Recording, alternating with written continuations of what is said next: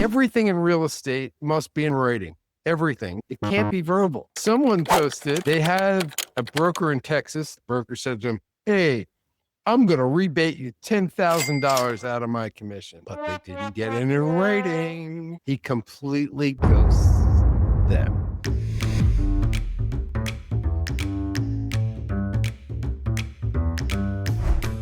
Got another episode of We Fixed Real Estate. Today I'm going to start this show with a little hypothetical.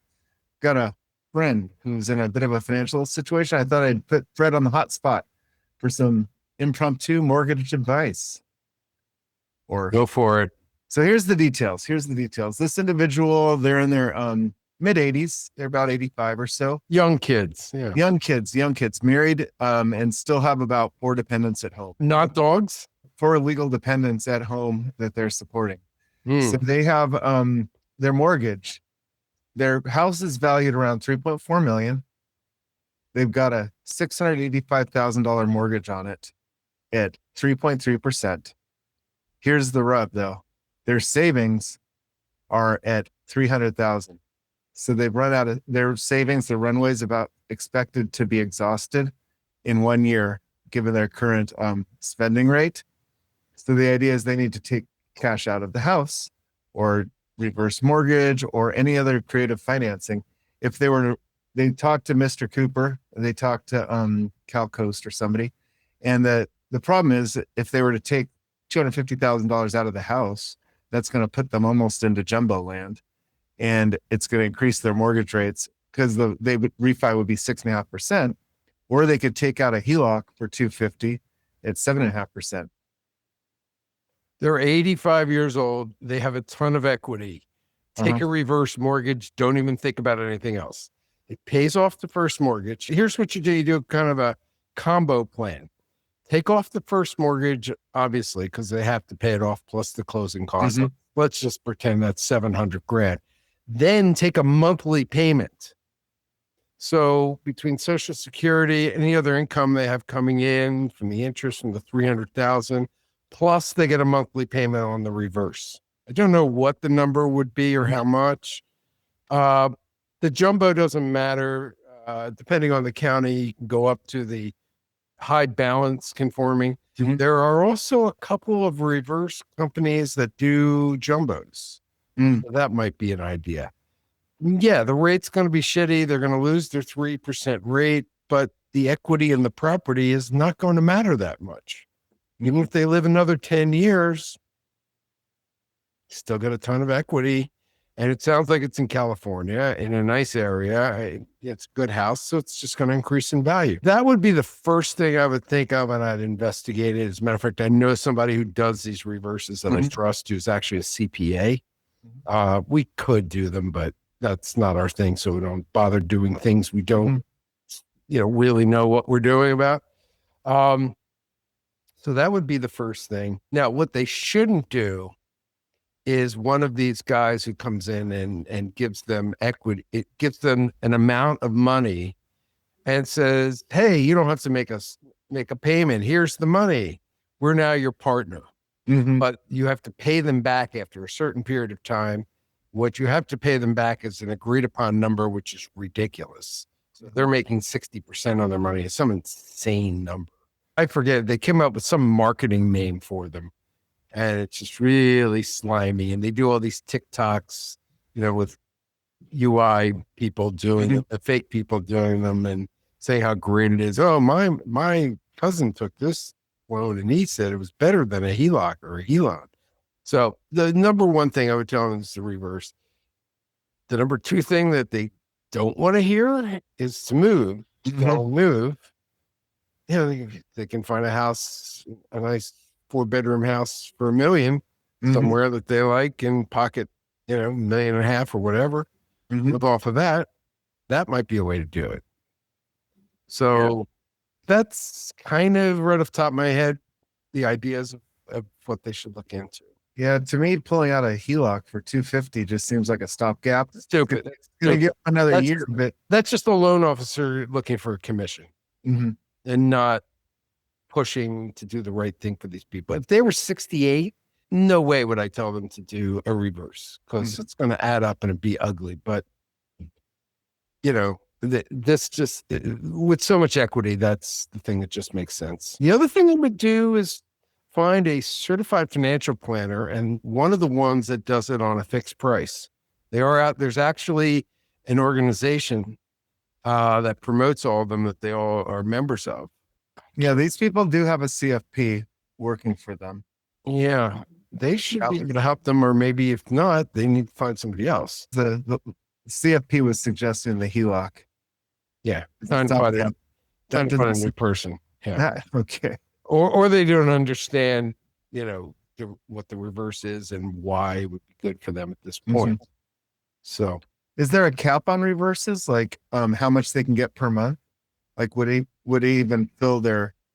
I don't know, because it's all based on loan to value and number of years they're going to live, actuary tables and things like that. So that's why somebody who knows what they're doing on reverses needs to talk. They need to talk to. Let's go to This Week in Reddit. Oh boy. Yeah, we got a good one for you. So someone posted, they have a broker in Texas. They went under contract. And before it went under contract, the broker said to him, "Hey, I'm going to rebate you $10,000 out of my commission." But they didn't get it in writing. So what happens? A couple days before closing, they're starting to ask him about it. He completely ghosts them. Everything in real estate must be in writing. Everything, including contracts with real estate agents. It can't be verbal. And now that we have this beautiful NAR settlement thing and everything's supposed to be perfect and great, everybody's got to get a written contract with somebody. So this should have been in the contract, but it wasn't. And people didn't realize, and hey, he's a nice guy and all that's crock. So the good news is for them, they contacted the state of Texas through the TREC, Trek. Yeah.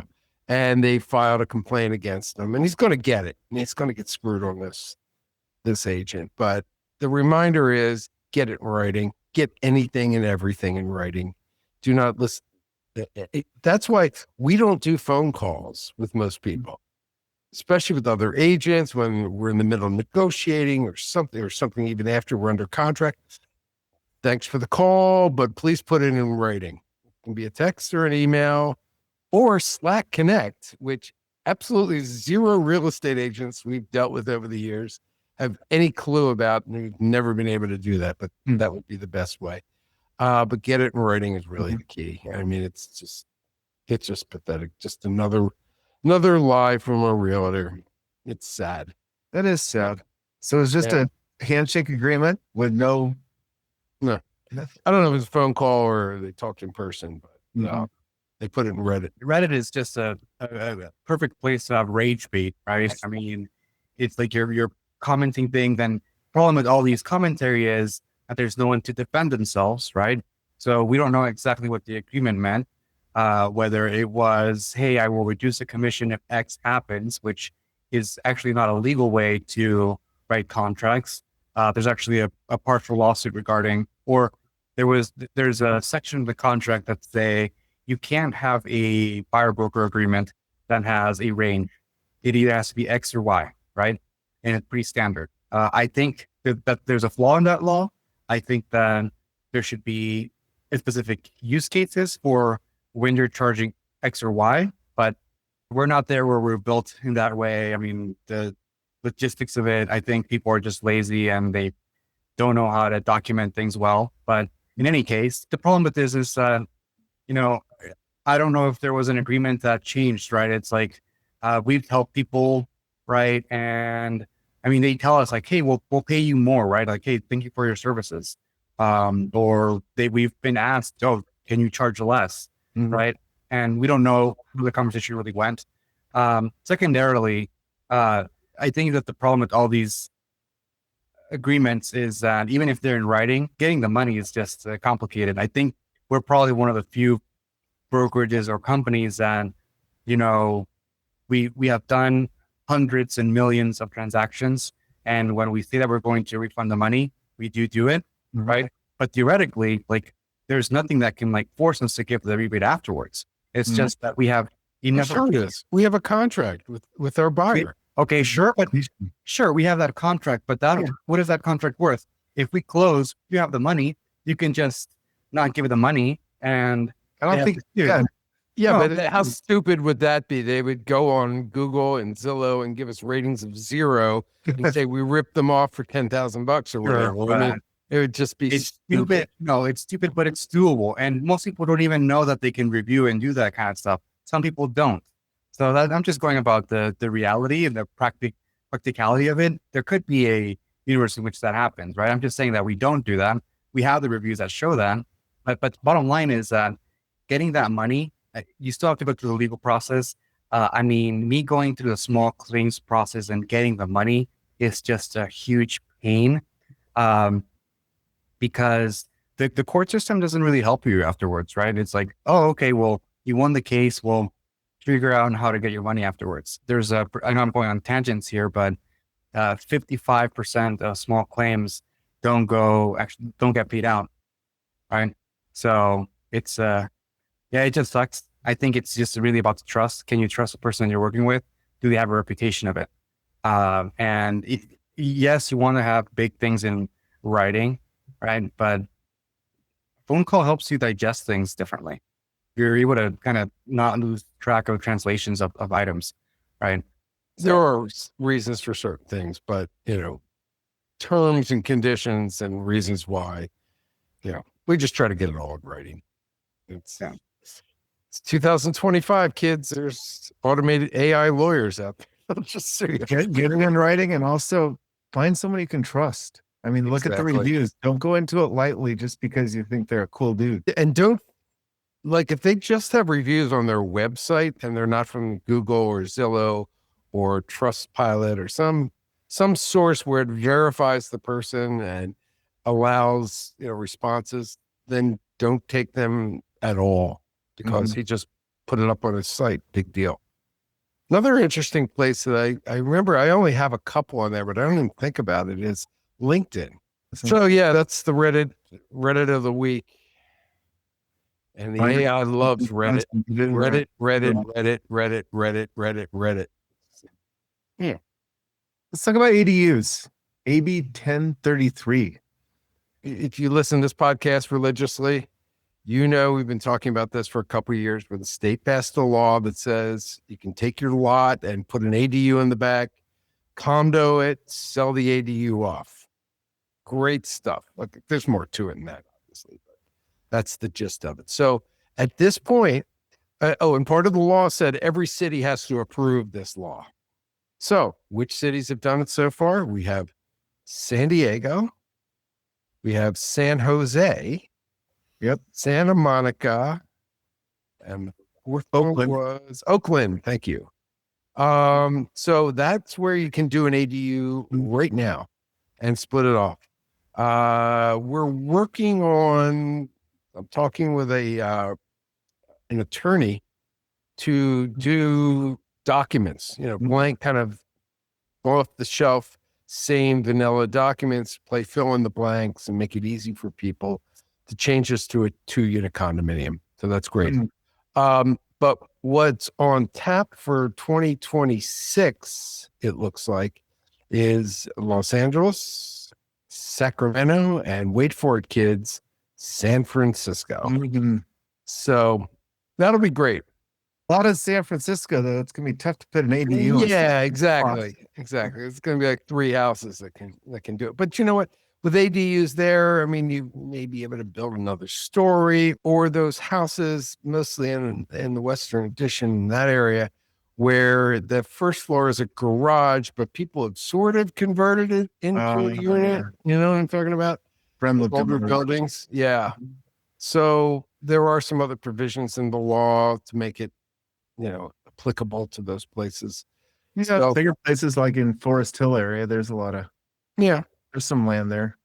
But if you think about it, the bigger properties, it's just looking at something in Los Altos with a 10,000 square foot lot, which would be perfect if Los Altos approved it, but they're not going to approve it because the people buying Los Altos for $4 or $5 million don't need the money to build something in the back and sell it off for $500,000. and have a neighbor and less land. So Yeah, that's not gonna happen. it's good news, bad news. You know, there's that other law that allows you to put on 10 units, and that's also crazy.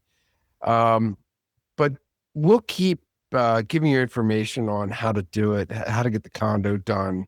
The mortgage shouldn't be a problem, you know, if you have the right condominium docs. So that's something to keep in mind.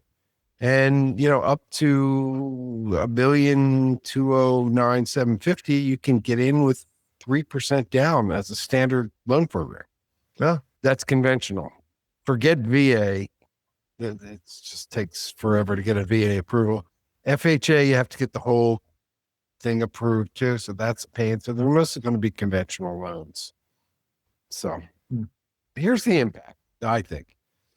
It's going to continue to hurt the product that has been really slow, which are condos, flats. Let me change that to flats. As you know, I've talked about what a condo is. A condo is not a building; it's a type of ownership. And townhouses. So flats and townhouses have. I mean, I see price reductions every day, a lot of. So they're just not selling. This is going to hurt them even more.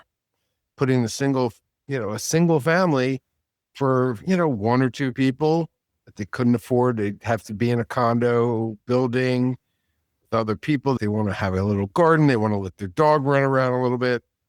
So this is the perfect thing. So if there's enough built, it will affect the market for condos and for flats and townhouses. Because it'll be in the price point too. So fortunate and unfortunate, but that unless the rentals are dramatically exceeding what your debt service is going to be and what you can pay for it, stay away from buying a flat or a townhouse to live in. Or maybe not a townhouse as bad as a flat, but these flats prices are going up on fees. They're finally getting to the fees that they should have been at. That's part of the problem with that. I guess since San Diego allows it, but I guess where I'm up in Vista, that's a whole different city. It's not a countywide thing. Correct. It's city by city. It couldn't be by county because there are disparaging views within each county. I see. That makes sense. So yeah, check your city. And if something you're interested, go to the city officials and get them to push this forward. Oh yeah, I'm sure, you know, once you walk in and say you want it, they'll just snap their fingers and do it. So you got to go. Here's kind of a trick. Whoever your local representative is in each city, and they're all called different things, council person, whatever, they have staff. Their staff is divided into certain different things that they do. Like one person will handle healthcare. Another person handles real estate, you know, just the local issues, what's going on. So call the office, find out who the person who handles real estate issues are. Okay, everybody go out and do this. Everybody tomorrow go out and do this. And talk to them and say, look, this is why we want this. We need the additional monies. We are happy that we're helping, you know, a young person, young couple, whomever, move into the property in a single family. And this will add additional, what it's going to do is add additional tax dollars to the city. Well, to the county, but to the city. The reason is because they reapportion based on the values, and they're not going to they'll separate it out by the land, reestablish the tax base based on the land for the second condominium. Remember, it's not built yet, or done. And then reassess your property a little less. But what in the end, when you build that second property and sell it, say for 500, they're going to then base the taxes on 500. So the tax base itself in total will actually be, the tax dollars will be raised between the two properties. So they'll be making more, the counties and cities will be making more money off the taxes. So there's a great reason.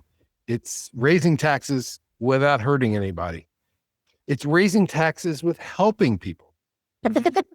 As crazy as that sounds, that's exactly what it is. And then you can go and on your main house, go appeal your taxes after that. But not many people end up doing that. Mhm. So there you go. Talking about main houses and talking about fees and not fees, but housing, overpriced housing going up. And we've seen more and more of it lately. It's always there's this cartoon that's been around for years. It's like how everyone sees their house. Mhm. Here is the owner sees their house as this grandiose, beautiful mansion that's worth zillions of dollars.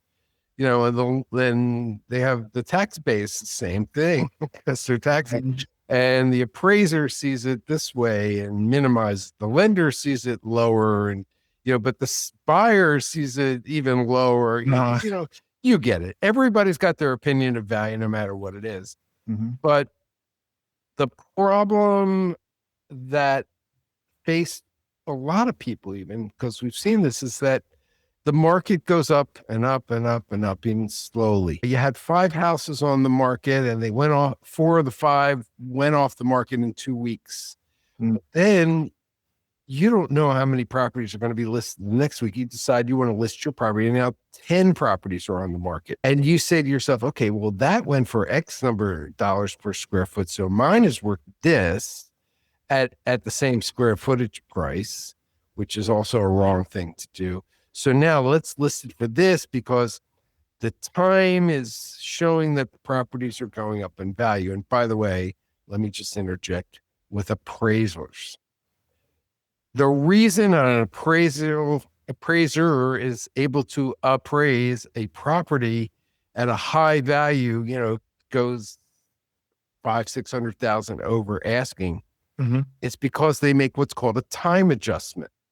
Mm. Oh, well, property has been going up, X percent per month, and they can justify the added thing because the market is still strong and the prices are going up. I mean, my thing is, you're willing to pay it, and you're going to have a mortgage for 30 years. So who cares what it's worth now? Mhm.